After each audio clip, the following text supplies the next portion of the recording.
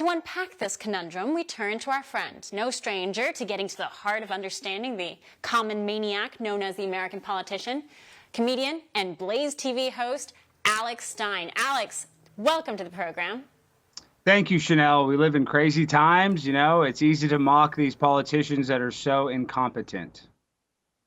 Well, yes, it certainly provides you with plenty of material to go off of. But what is going on with Kamala, Alex?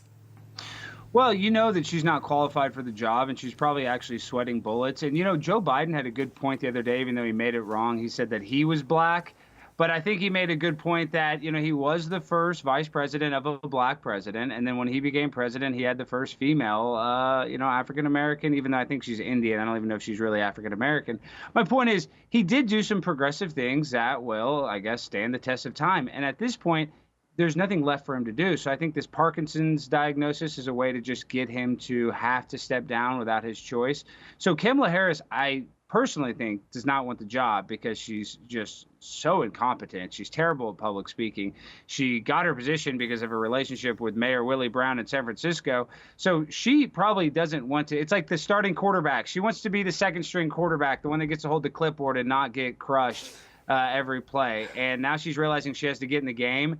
And it's not going to be very pretty, not just for her, but for the American people. What's so sad about the Biden story and the Kamala story is that when you read it on paper, it reads like a soap opera.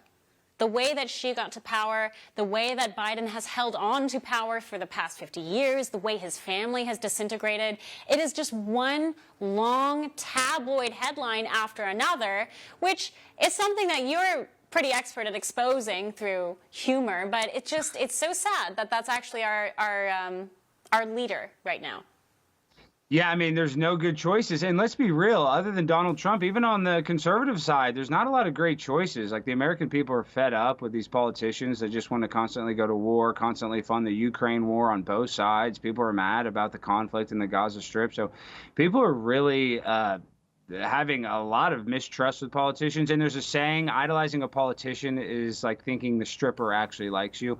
The stripper doesn't like you. These politicians don't like you. They don't have our back, and they're scamming us. And the faster the American public realizes that, probably the happier they will be in their everyday lives.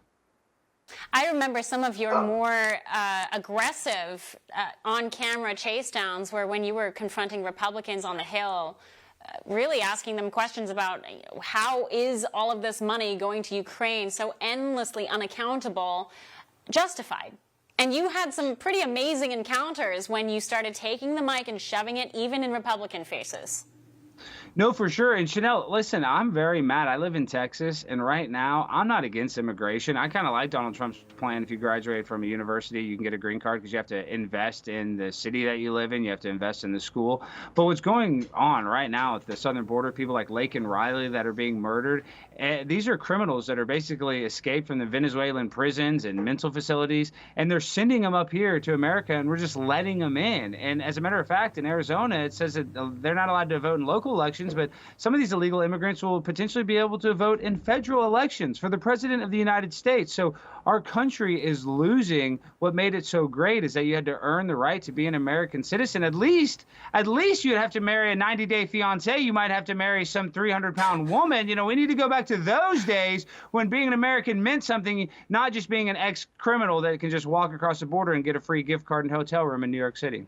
For all our viewers asking where One America News is heading in the future, we would like to introduce you to OAN Live. OAN Live is the best way to stay up to date on all of the hard-hitting, straight-shooting, national and international headlines. And the best part is, OAN Live is only $4.99 per month. All the credible, honest, unbiased reporting One America News offers at a fraction of the cost of cable. Just go to OANN.com to easily sign up for OAN Live and stay informed.